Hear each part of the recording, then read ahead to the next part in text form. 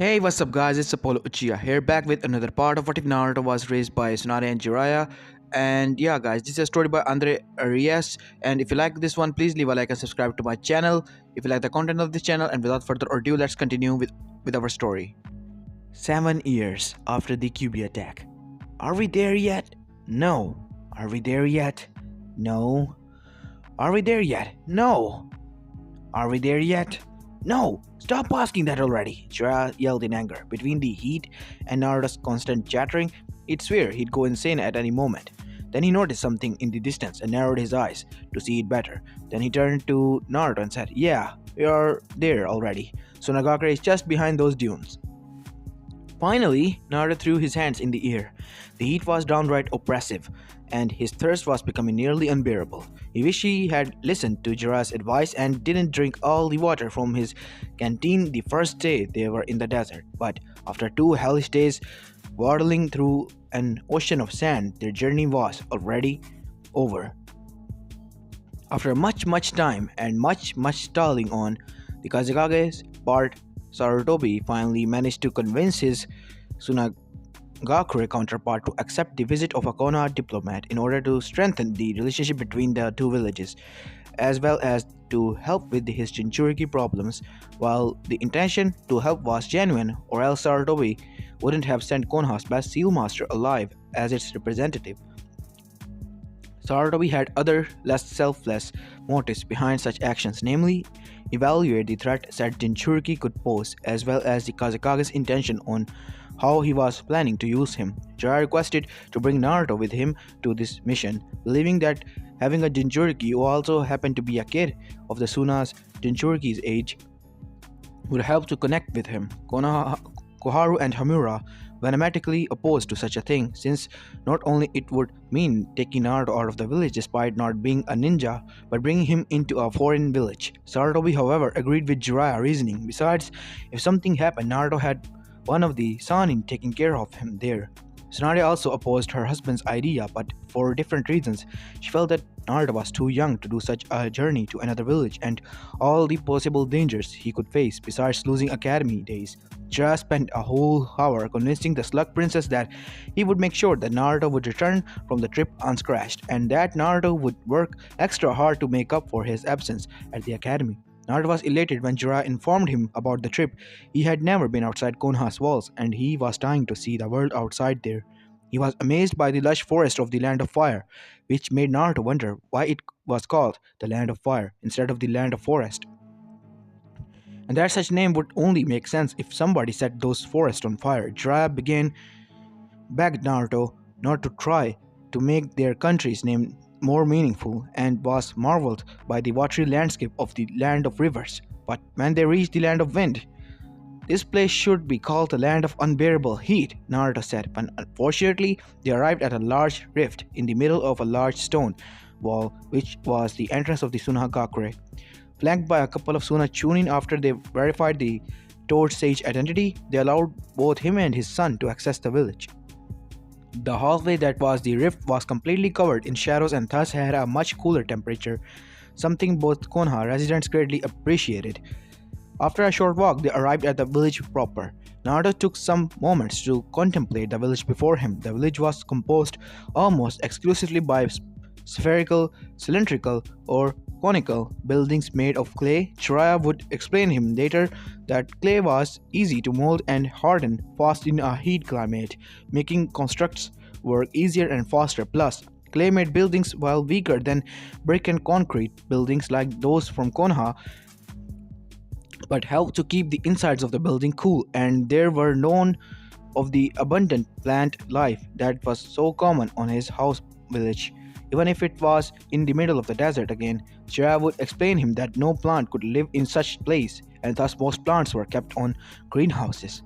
They immediately headed towards the Kazekage estate, a massive spherical building with the kanji of wind inscribed on its front, which was placed in the middle of the village. Just like the Hokage Tower in Konoha, not only it was where the current Kazekage worked, but it also doubled as his and his family residence, should he choose to live there. While Suna looked wildly different from Konoha. The atmosphere was rather identical. Carefree kids played in the streets, traders sold goods, civilians walked through the streets headed to their usual jobs. Some ninjas patrolled said streets, while others watched everything from the building's roof. Naruto guessed that deep down, most ninja villages were just like the same. Link break, Kazekage estate. Jiraiya and Naruto were sitting on a couch on a large room while they waited for the Kazekage to receive Jiraiya, which according to Suna Jonin that received them at the entrance it should be soon. So tell me Naruto, what do you think about Suna now? Jiraiya was not afraid of potentially tactless response since they were alone. It's okay I guess, but I prefer Konoha. It's really hot in here and there's no green. Naruto dryly replied. Jiraiya guessed that Naruto wouldn't be very happy there. From an early age, he always had a fondness for plants. He loved to play in their house's garden when he wasn't training and even had a corner when he was growing plants. But then again, it could have been the fact that he grew up in a place with trees as far as the eye can see and the contrast was rather jarring. Have you ever been here before? The blonde asked. Yes, multiple times, but this place has hardly changed from the last time I have seen it. Well, I've seen some new power lines, but that's it.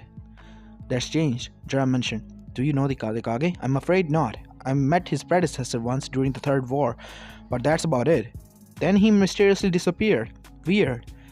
Did they think it had something to do with you? Fortunately not. A drawer opened, and another Suna joining a woman in her 20s with purple marks on her cheeks appeared. Jiraiya's son, Kazekage-sama, is waiting for you at his office. About time. Is there a place where Naruto can wait while I'm with the Kazekage? Yes, Kazekage-sama said that Naruto-kun can spend the time with his children. I'll take him with them. The Jonin offered. Good, that way Naruto can get closer to the Jinchuriki. Jiraiya thought, alright, Naruto, this might take some time, so be patient and be nice to the Kazekage's children, okay? Sure thing, Dad. Naruto nodded as he saw Jiraiya leaving. Please come with me, Naruto-kun. The female Jonin said, extending her hand at him. Okay, Maki. My name is Maki. The female Jonin replied, smiling a bit. Alright, Maki. I'm Naruto Uzumaki, but you already know that, right? You're quite a lively child. I'm sure you'll have no problem in making friends with the Kazekage's children. I hope so. Link break. Kazekage entered the office with Jiraiya after receiving him. Rasa of the gold sand. The Kazekage already was there on his desk now. The Sanin put his best smile and sat on the empty chair that the Kazekage offered him to sit on. Kazekage Dono, it's a pleasure to meet you. Jiraiya greeted as cordially as possible. The Sanin, however, was cursing on the inside. He was really good at infiltration and information gathering, but diplomatic affairs were so out of his range of talents, he had to measure his words carefully as not to spark an international incident. Konoha already dodged a shuriken with Kumo, and the last thing he wanted was an unwitting provoke Suna and made those two villages to ally against Konoha. Jiraiya of the Sanin. While I always wanted to meet a living legend, pleasure isn't the word I'd use. We both know why you are here, and nobody but my Anbu are listening, so you might as well dispense with the pleasantries and go towards the matter at hand. As you wish, Kazekage Dono. Jiraiya replied in a neutral tone. As the Hokage later said, I'd like to know the reasons behind creating a Jinchuriki, as well as what do you have planned to do with him. What are you afraid that we might use against Konoha? Rasa asked, raising an eyebrow. Should I worry about a preventive war? We both know that's not gonna happen. So cut the act, Rasa. Jiraiya sharply asserted, and immediately cursed inwardly. Not only he had talked the Kazekage in a disrespectful tone, but addressed him by his first name instead of his title. Judging by Rasa's expression, he didn't take it well. Act? I'm not the one who's acting, Jiraiya. Since the end of the war, Suna has been steadily losing clients to Konoha, including the Wind Lord himself. The disappearance of the third Kazekage turned the village into a mess. Defections were a daily occurrence. Bandit attacks over our supply caravans multiplied drastically, and when I made an attempt to recover part of our lost strength, Konoha forces me to accept an emissary demanding information about our internal affairs. We may be allies during the last war, but Konoha had done very little for us after it ended. Hey, we weren't having a great time either. Do I need to remind you that the strongest tail beast attacked Konoha not even 10 years ago? If you're trying to make me feel sorry for Konoha, then stop it. You're only embarrassing yourself, Jiraiya. Jiraiya repressed the urge to yell at the man's face and breathed heavily. I don't want to do that. The Hokage's concerns lies exclusively over your intentions with the Jinchuriki and your standing with Konoha. This is the proof I needed that I was doing the right thing, see? Before news that we had a Jinchuriki leak, nobody gave a shit about us. But after that happened, we have also mighty Konoha meekly ask us about our intentions. Alright, Jiraiya, you can go back to Konoha and tell this to your Hokage. I will do whatever it takes to make Suna a stronger village. And if Konoha or any other village gets in my way, there will be reprisals. That's a bluff. Jinchuriki or not, Sunha lacks the ability to wage war against Konoha, Jiraiya boldly stated. On our own, maybe, but finding allies willing to crush you won't be hard. I heard about what happened with Kumo, and the minor villages aren't too fond of Konoha either. Jiraiya was starting to sweat bullets. This was the kind of stuff he wanted to avert. Fortunately, the meeting wasn't over yet, and the Kazekage didn't hear what Konoha was willing to offer. You misunderstood me, Kazekage Dono. Konoha does not wish to engage in any war with you at the moment. We only want a guarantee that our alliance still stands. Rasa raised an eyebrow and started to stare at Jiraiya with an amused look. Alright, do you want to hear my demands or do you want an offering already prepared? The latter. I'd like to hear what the Hokage had allowed me to bargain with, such as some S-class secret that nobody outside Konoha knows. The Kazekage leaned forward. You have my attention. First of all, Konoha also has a Jinchuriki which holds the 9 tails for some years, a kid the same age as your son. So you managed to get something out of that mess. Alright, tell me more about him. He's the blonde kid that I brought here with me. A deafening silence followed Jiraiya's statement. Rasa's eyes wide open.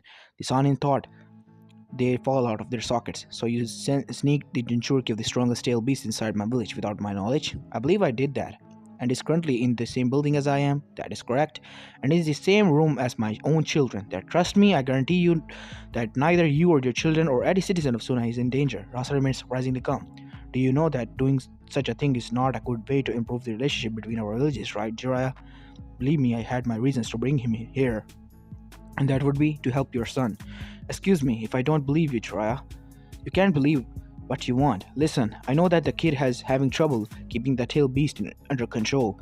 That's why the Hokage sent me here instead of somebody with actual diplomatic skills. I can tell that whoever did the sealing, he or she made a rather crappy work. I happen to be one of the world's best seal masters after my student, and if you allow me to take a look at your child, I can create a seal that will contain the demon properly. You can consider it a gift from Konoha as a token of our goodwill. A tempting offer, Jiraiya, but how do I know that it's not a trick in order to get close to my Jinchuriki? The fact that you have Konoha's Jinchuriki in your grasp, who also happens to be my adoptive son. Do you think I dare to risk his life like that? A ninja should be willing to sacrifice anything, including his loved ones, in order to accomplish his goals and destroy his enemies. That's why I had no qualms about turning my kid into a Jinchuriki. That's a grim thought, but then again, I didn't have to bring Naruto here. In fact, actually took a risk doing so. But I did it because I thought it would be very beneficial for both Naruto and your son to meet somebody else with a demon inside. Plus, you can see the difference between a seal that can hardly contain a tail beast and a seal that can properly contain a tail beast. The Kazekage crossed his arms below his chin and started to think about Jiraiya's intently statement. I need to think about this. You'll hear my answer tomorrow morning. Meanwhile, both you and that kid will stay here. I'll have somebody prepare a guest room. You're dismissed. Thank you for time, Kazekage Dono. I'm sure that you'll decide whatever best for everybody. Jiraiya said as he stood up and left the office. Link break. While the meeting between Jiraiya and Kazekage took place, Maki brought Naruto to a large room and a long table, a couple of couches and drawers, and a few bookshelves. The room two occupants immediately turned their attention to Naruto the moment he entered the place. One of them was a tall blonde girl with blue eyes and her hairstyle in 4 pigtails. The other one was a boy with spiky brown hair and black eyes, who was shorter than the girl. Naruto-kun, these are Tamari-sama and Kankuro-sama, 2 of Kazekage-sama's children. Tamari-sama, Kankuro-sama, this is Naruto, the son of Konoha's missionary. Naruto walked towards the 2 kids, extended his hand at an intermediate space between the 2 of them, and introduced himself and a well-rehearsed line. Hello, I'm Naruto Uzumaki. Nice to meet you. It was the girl Tamari, who took his handshake offer and gave him a rather strong handshake. Nice to meet you too, Naruto. Welcome to our village. Tamari cordially greeted. I'll leave you alone.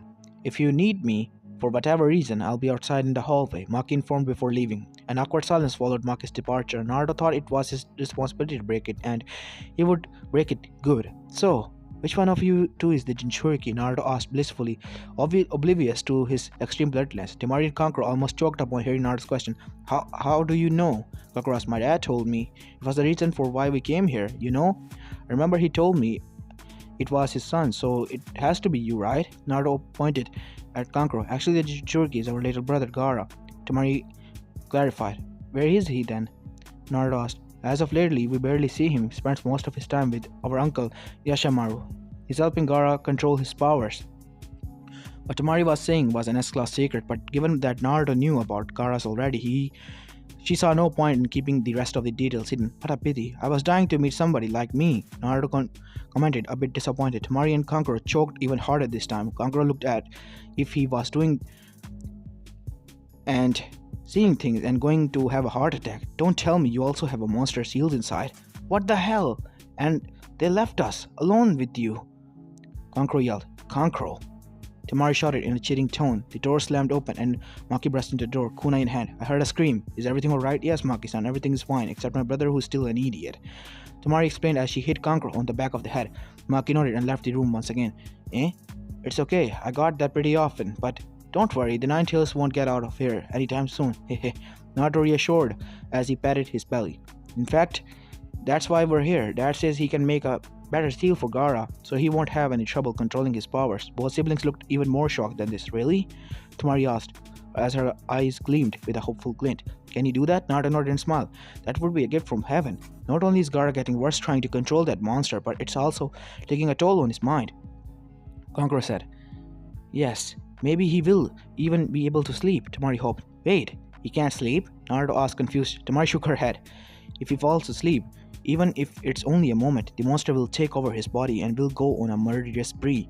Only the monster's power keeps Gara barely functional while permanently awake. But like my brother said, it's doing nothing to help his mind. Let's hope your father can convince ours to let him take a look at Gara's seal and patch him up somehow, Kankuro added. Anyway, while we wait, what do you want to do? The blonde girl asked. Naruto's eyes darted to the large table, where the two wooden dolls were a few strings attached to their body parted laterally. The Jinchuriki quickly rushed towards the table and grabbed them. Hey Tamari, are these your dolls? Actually, they're Kankuro's. Really? You play with dolls? Naruto asked, barely holding his laughter. They aren't dolls, they're puppets, Kankuro angrily said, as he snatched the puppet from Naruto's hand. They look like dolls to me, only they look more boring, though they do have a lot of moving parts. I'll show you the difference between a doll and a puppet. Kankuro growled while attached the strings to his fingers. He then made the puppet to stand on their feet and made them fight each other. See? It requires skills and a lot of dedication, but the results speak for themselves. Whoa, that's so cool, Naruto said, his eyes fixed on the puppets. So you're training to become a performer? Actually, I'm training to become a ninja, and so are my siblings. I'm a ninja too, Naruto proudly proclaimed. But what puppets have to do with being a ninja? Puppetry is a ninja art too, you know. Exclusive from Suna. Some of the deadliest ninja from Suna were puppeteers. Naruto, however, continues staring at him puzzled. You don't understand it better if you saw an actual ninja puppeteer. Their puppets are as big as an adult and they're full of lethal weapons. What my brother is using is no different from the tools of a street performer, Tamari commented. Well, I have to start somewhere, right? Kankuro protested. I'll be using a combat puppet before you realize it. Link break, Konoha Academy. Even without the Sharingan, Sasuke had no trouble in dodging the first aimed at his face, and with a quick movement, he delivered a low kick at his opponent's legs, making him fall on his back. Sasuke placed his foot on the defeated foe. Winner, Sasuke Uchiha, declared the teacher overseeing the fight, a tall, fat, and broad-shouldered man named Daikoku Funeno. Sasuke's fangirl, which were pretty much all of his famous classmates minus Hinata, burst into a series of loud squeals as they represented and repeated his name ceaselessly. For those near them, it was almost like having a flock of seagulls screeching into their ears. Sasuke himself didn't understand why they got so crazy. Sure, he won, but he was fighting against somebody who telegraphed his attacks a month in advance. Even a blind baby could have won against such unworthy foe. I can't believe I'm going to say this, but I'm starting to miss Naruto. Sure, the guy's loud and obnoxious, but at the very least, he made me work for my victories. Sasuke commented. It has been almost a week since Naruto left, and all of his sudden taijutsu practice became infinitely more boring. None of his opponents lasted more than 10 seconds. Daikoku scratched his head. He was really hoping the spar would last a little longer. Does somebody wants to spar against Sasuke? All the boys averted their gaze. His question was met with silence. Daikoku was turned at Sasuke with an apologetic smile. I'm sorry then, we'll have to let other people spar for the time being. I will spar against him, a high-pitched voice said, making everyone to gasp in unison. Hinata, what are you doing? Sasuke asked in disbelief. You can't fight against a boy. I can't. Technically, we usually don't make boys fight girls, but there's nothing written in stone about that. I mean, you will have to fight against a ninja of opposite gender sooner or later, so we will have to start now, Daikoku commented. He then turned to Sasuke. If it's okay with you, pass. I'm not going to fight a hit girl. The Uchiha replied. What's wrong, Uchiha? Afraid a girl might kick your ass? Kiba mocked. Well, you didn't volunteer to fight me, so I know that you're afraid that I will kick your ass. The girl has more guts than you, Sasuke retorted, making Kiba snarl in anger. Hinata, why do you want to fight Sasuke? If you want to spar now, I'm sure one of your female classmates will be happy to be your opponent. Daikoku asked. Naruto can always fight Sasuke-san because he says that Sasuke-san is strong and you can only get better by fighting strong opponents. I want to get stronger too. Naruto never felt the need to spar against Sasuke. Well, she meant what she meant. Naruto was usually her usual sparring opponent when they trained together outside academy hours. However, she didn't have Naruto for the time being. Alright, Hyuga, you get your fight. I can't be worse than my previous three fights. Sasuke shrugged as he got into his usual fighting stance. Hinata also slid into the gentle fist stance. Sasuke eyes her opponent, the only girl who wasn't a fangirl of his, but of Naruto's instead. Though then again, fangirl was an unfair label. Hinata and Naruto had a genuine friendship. They talked, laughed, and were there for each other. The Uchiha also suspected that the Hyuga had a crush on Naruto, but then again, he didn't care much about that stuff. Before the fight began, Hinata activated her Byakugan. Sasuke felt a ting of jealousy. All the Hyugas awaken their Byakugan when they reach certain age, yet he still didn't awaken his Sharingan yet. The fact that his brother awoke it when he was younger than Sasuke now didn't help. Alright then, begin, Daikoku said, making a chopping motion with his hand. Sasuke and Hinata dashed towards each other. They clashed in the middle and traded many punches and kicks. For the first few seconds, they successfully parried all the hits until Sasuke saw an opening and landed a kick on Hyuga's abdomen, pushing her backwards. Hinata, can you continue? The teacher asked. Hinata replied and nodded.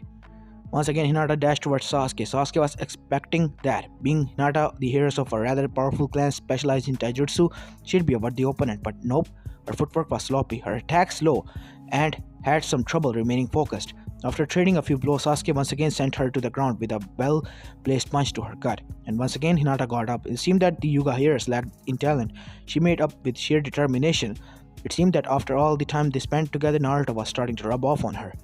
This time, thanks to Sasuke's getting confident, Hinata managed to land a strike on Sasuke's shoulder, and he felt it as if it was on fire. This is the gentle fist. The Uchiha thought, wincing in pain. The girl is more dangerous than she looks. I'll have to finish this quickly. Sasuke went in a defensive stance, carefully not to let any of those palm strikes from hell to touch him again. He didn't have to wait much for the Hyuga to reveal an opening and went for the kill. He delivered a series of fast punches to her ribs and finished with a powerful kick that sent her once again into the ground. Okay, I think that's enough. Winner Sasuke Uchiha, Daikoku declared. Once again, Sasuke's crowd of fangirls cheered furiously. Sasuke ignored them, walked towards Hinata, and extended his hand. Hinata looked at him for a moment and took his hand, letting him help her back on his feet. Nice fight. You even managed to hit me once. He meant that as a compliment, despite being easy to interpret as a belittlement. Thank you, Sasuke-san. Hinata replied. I knew that I couldn't win, but if I could hit you once, at least it would be something. Well, it was certainly more than what the rest of my opponents managed to accomplish, Sasuke said, glancing at the crowd beside him. Okay, I think that was enough for you two. Daikoku intervened. Now do the seal of reconciliation. Well, Naruto was usually very unwilling to do said seal with Sasuke whenever they sparred. Not that Sasuke was very less guilty of such thing. Naruto had no problem. After locking their fingers, they returned to the crowd. Okay, who else wants to show their abilities? Come on, I need two more volunteers now. Link break. Hours later, Sasuke was now on his way home, hoping that today he could train with Itachi. Things hadn't been good at home recently. Itachi and their parents would often get into heated arguments that Sasuke couldn't fully understand about the words duty, honor, and clan, family, and shame were uttered by both parties. After that, Itachi would usually leave the Uchiha compound and would not return until sunset. However, it appeared that today wasn't going to be one of those days, since Itachi was already waiting for him at the compound's entrance. He was carrying a backpack and had a suitcase beside him. For some reason, Sasuke had a very bad feeling about this image. Sasuke, you're back. I was hoping you'd be here soon. Itachi greeted his younger brother in a neutral tone. Nisan, what are you doing with that suitcase? Are you going somewhere? Sasuke asked, afraid of the possible answer.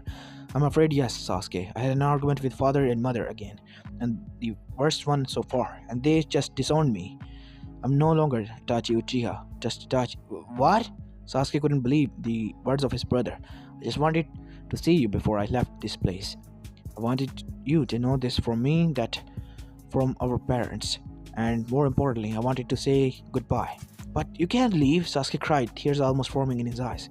You're my brother. Itachi kneeled before Sasuke. Listen to me, Sasuke. Uchiha or not, disowned or not, there are two things that nothing will ever change. The fact that you're still my brother and that I love you. But I don't want you to go. Sasuke cried again. I know you don't want to. Being away from you is the most painful part for this mess. But father and mother don't want me being a part of clan anymore. And honestly, I can't live under the same roof as them either. But you can't leave, Sasuke repeated. Let's go and talk to father and mother. I'm sure that whatever happened, we can fix it. Tachi smiled freely at his brother. My little brother, you're still so innocent. Unfortunately, the reason for my banishment is way too complex for you to understand yet. But what are you going to do now? I already rented an apartment. I'm bringing you there so you can see it once I'm settled. Now you have to be strong, Sasuke. Keep working hard on being a ninja like you have done so far. Make me feel proud of calling you my brother again. Sasuke didn't say anything, just stayed there, crying. Itachi then pulled him into a hug. The Uchiha prodigy then stood up, grabbed his luggage, and left the place that he called home for all his life. After watching his brother disappear, Sasuke spent some 4 more minutes there, motionlessly. Then he returned to his home. He didn't greet his parents like he usually did. He didn't even demand for his explanation as if why they had kicked Itachi out of the clan. He merely went to his room, locked himself there. He dropped on his bed and cried his eyes out until he ran out of tears and finally fell asleep. Link break. Kazekage stayed. Next morning, shortly after Jiraiya and Naruto woke up, Maki then Tsunade entered the guest room they had slept in order to inform them that the Kazekage had invited them to have breakfast with him and his family. She also informed that Gaara would be there. Alright, that's good, Jiraiya said, confident as he started to get dressed. Why is that good, Dad? Naruto asked. The Kazekage is rather protective of Gaara, given that he wasn't with his siblings and has a personal caretaker. The fact that he's willing to have Gaara present means that he trusts us to some degree, and maybe he will accept my offer of fixing his seal. If everything goes as planned, not only we will help that poor kid, but will secure an alliance with Sunagakure. Link break. Meanwhile, in the estate's dining room, Rasa and his two elderly children were sitting on a large rectangular table waiting for their guest and the remaining family to join them. So, Dad, are you going to let Naruto's father fix Gaara's seal? Temari asked with hopeful eyes. I'm not comfortable with the idea, but it appears to be the best solution so far. Gaara has a lot of trouble controlling the demon. If this Naruto you talk about is a proof of the man's healing ability. By the way, are you sure he was a Jinchuriki? Rasa asked. He showed us his seal. It appears to be the real thing. Only Jinchuriki have stuff like that, Kankuro commented. Well, we will learn the truth soon, Rasa said. The door opened, revealing Jiraiya and Naruto escorted by Maki. After being thanked, the Tsunade left. So, what's for breakfast? Because I'm so hungry. Do you guys have ramen here? Naruto asked excitedly. Who the hell eats ramen for breakfast? Kankuro asked in disgust. You'll have to excuse Naruto. He gets rather, out of control with an empty stomach, Jiraiya said, laughing nervously as he and Naruto took a seat. Jiraiya, these are Temari and Kankuro, my oldest children. Rasa motioned to the two children at his side. Then he fixed his eyes on Naruto. And I believe that this is the Jinchuriki, right? Your son, Naruto. Yup, that's me. Remember that name, because when the old man retires, I'll be the next Hokage. Naruto proudly explained. Rasa couldn't help but chuckle. This kid has some bright ambitions, too big, actually, some might say. Before Naruto could reply, the door opened again, and a redhead child entered the room, followed by an adult. The child, who appeared to be Naruto's age and had short blood red hair and black rings under his eyes. The adults, both Jiraiya and Naruto, guessed it was Gaara's caretaker and had shoulder-length, sandy blonde hair and purple eyes. Ah, we're all finally here, Rasa mentioned. Sorry for the tardiness, Kazekage-sama, the adult said as he and Gaara walked towards the table. It's okay, Yashamaru. I know that taking care of Gaara is not an easy job. Fortunately, one of our guests might make the task easier. So, he says. Why is that woman called Yashamaru? Isn't that a male name? And who is this woman, by the way?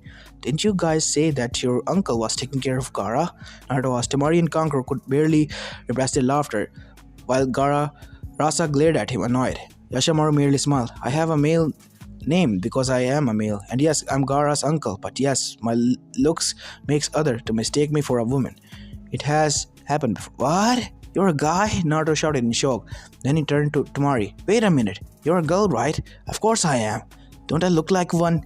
Temari harshly replied, visibly offended. Well, so does this guy, Naruto protested, making Kankuro laugh even harder. Jiraiya face-bombed. Naruto was the nightmare of every diplomat. Fortunately for him, neither Rasa nor Yashamaru were taking his antics seriously. Gaara, Rasa said, fixing his eyes on the youngest son. These are Jiraiya and Naruto. They have come from Konoha to meet you. Gaara looked at Jiraiya with impassible eyes, and then looked at Naruto. I see, was all what he said. Gaara, do you notice something special about this child? Rasa said, waiting expectantly at his son's response. Gaara premisely walked to Naruto and inspected him. So far, there was nothing remarkable about the boy except for how loud and obnoxious cheerful he was, and then he felt a shiver. Father, there's something inside this kid. Something mother doesn't lie. Mother wants to kill this child. Gaara grimly commented. The blonde Jinchuriki almost jumped out of the chair. Hey, what the hell did I do to your mother? Naruto protested. So it is a Jinchuriki. Your son is a Jinchuriki, I guess. Rasa concluded, mildly fascinated. Yet he's so normal. Of course I am normal. I might have a demon inside me, but that doesn't change who I am. I already told you that Naruto is the difference between a good seal and a shoddy seal. Jiraiya interjected. Can he access to the demon's power? Rasa asked again. Yes, though I'm not going to teach Naruto how to use it until he's older. A foolish decision. For a Jinchuriki to reach his potential, they should be trained to control the demon as soon as possible. Rasa replied. He still struggles to control his own chakra, so I don't want to take unnecessary risk and put him in danger. Whatever. Rasa dismissed with a wave of hand.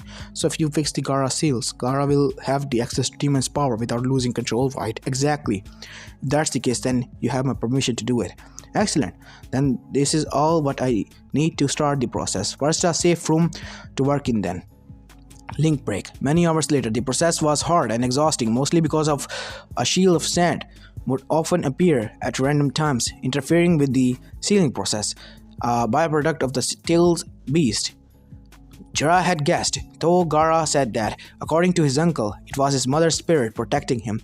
On top of that, he had to work while two Suna Jonin watched him intently. Jiraiya had demanded the two ninjas to leave, but they weren't going to leave the Kazekage-san and the village Jinchuriki alone with a foreign ninja. After much work and tiring work, Jiraiya had replicated the 4-symbol seal that kept the Nine Tails prison inside Naruto on Gaara, and he removed the shoddy seal that could barely contain the tail beast. Both of them exited the room, and Suna Jonin escorted both of them towards a room where Rasa, his children, Yashamaru and Naruto were waiting for him. The process is finished. It has been a success, Jiraiya announced, smiling. Gaara, however, remained impassible. Great! I knew you could do it, Dad. Naruto cheered.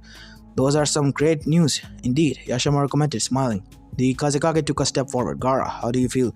I can't hear Mother anymore, but other than that, I feel good, Gaara answered. I see. Let's do some tests and see if Jiraiya's handiwork is as good as he claims to be. Okay? Rasa asked. Gaara, lie on this couch. I'll use a genjutsu to make you sleep. But you told me that I should never sleep, Gaara calmly replied. I know, but if Jiraiya's seals works as intendedly, you should be able to now. Rasa explained, motioned to the couch. Gaara noticed and did as his father asked. Rasa cast a genjutsu and Gaara fell asleep.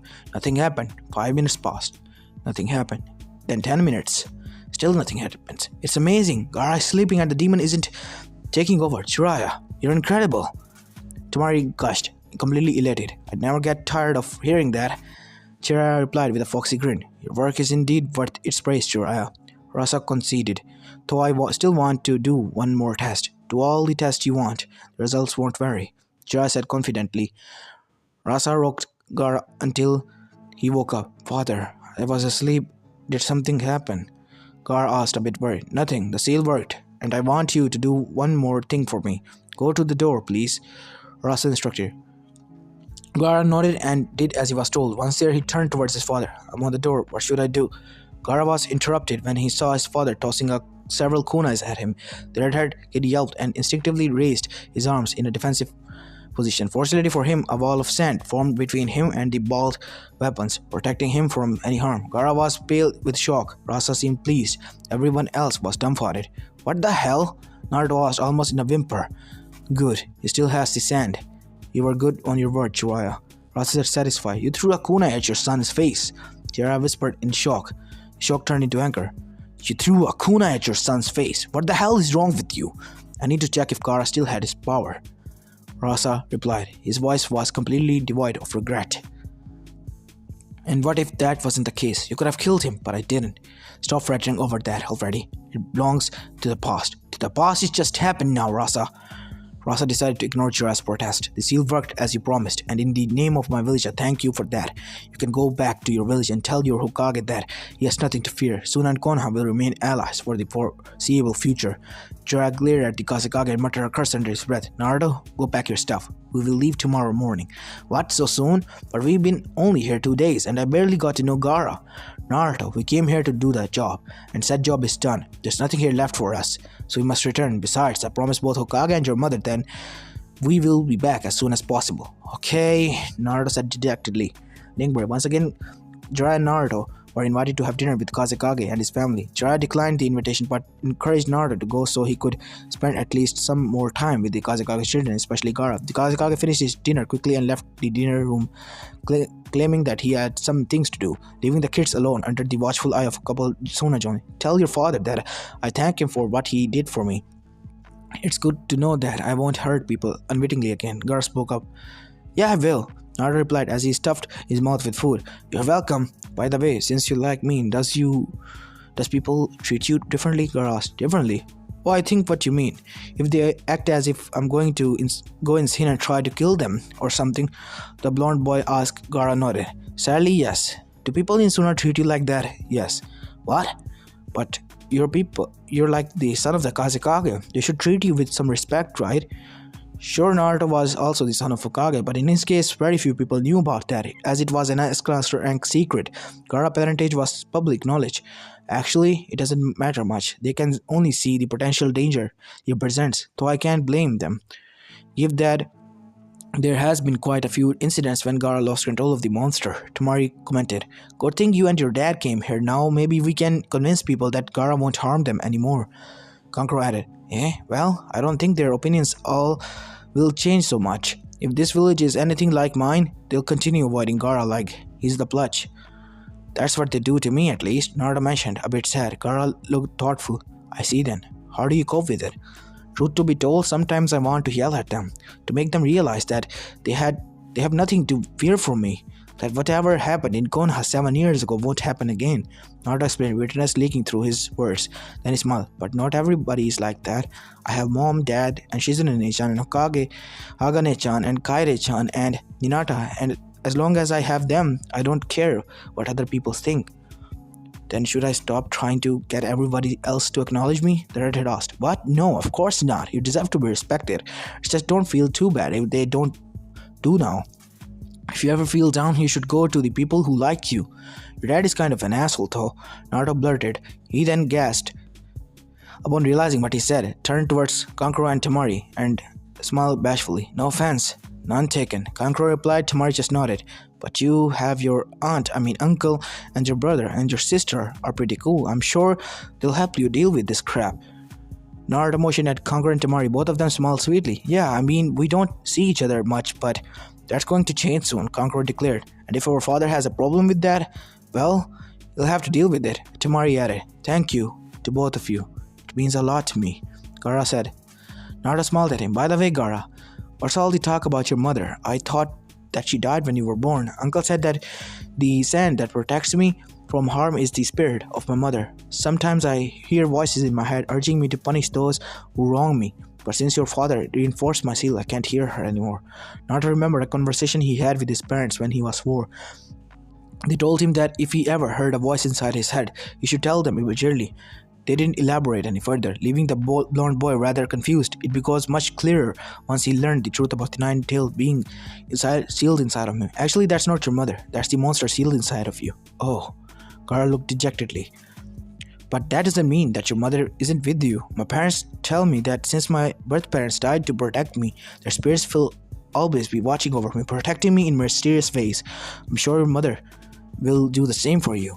And your siblings as well, Naruto quickly added. That's a comforting thought. I never thought that my real mother would want me to harm others. Of course not. People like us exist to protect those others from these monsters, and that's what I want to do when I grow up. I'm going to become Hokage so everyone will know that I'm protecting this village. That sounds nice. Maybe I should try to become Kazekage too, and you will be the best Kazekage there is. And we will be there to support you, little bro, Tamari added. Kankuro nodded with him. The 4 kids continued talking and laughing until it was time for all of them to go to bed. During the trip back to Konoha, Naruto would tell Jiraiya how much fun he had during the time he spent with the Sand Siblings, as he nicknamed them. That moment, Jiraiya knew that the alliance between Konoha and Suna would last for many decades, but it would be thanks to Naruto's unwitting efforts. Link Break Konoha. Itachi, formerly known as Uchiha, studied his new home, a 3-room apartment consisting of a bedroom, a small kitchen, and a bathroom. It was a huge step down from his rather cozy home in the Uchiha compound, but it was enough for him. Due to having a few personal belongings, he took almost no time to settle in. While Itachi had done a myriad of B ranks and A rank missions, the former Uchiha was penniless. When you're a part of a big clan, all of the money from mission goes to the clan fund. The clan head or a disintegrated treasurer would manage the funds and use it to cover the clan's expenditures such as foods, clothes, weapons, water, and electricity. Adult clansmen had a small allowance that they could spend however they pleased. Most of them used said allowance to buy their things for their children. Naturally, Itachi didn't get any money from said funds, so he had to ask for a small loan to the Konoha's bank. Fortunately, his reputation as a young ninja prodigy was enough guarantee for the bank. He had used the money to buy food, clothes, and a stock of weapons, and to pay the first month of the rent. The loan money would run out soon, and the bank would demand the money back just as soon. So he needed to do well-paid missions as soon as possible. Fortunately, the third would have no problem with it. Lying on his bed, Itachi couldn't help but wonder if he did the right thing. Maybe he should have tried a bit hard to convince his parents to drop the hostile with the Konoha higher-ups. Maybe he should have become an Anbu and used his position as a mediator. His exhaustion beat his troubling thoughts, and the sound soon fell asleep, unable to shake the thought that something terrible was going to happen soon. As this is where I'm going to be leaving this part of, guys. I know it's not an hour long, but yeah, it's almost an hour long. So yeah, if you like this one, please leave a like and subscribe to my channel. And this is Apollo Uchiha, and I'm signing out.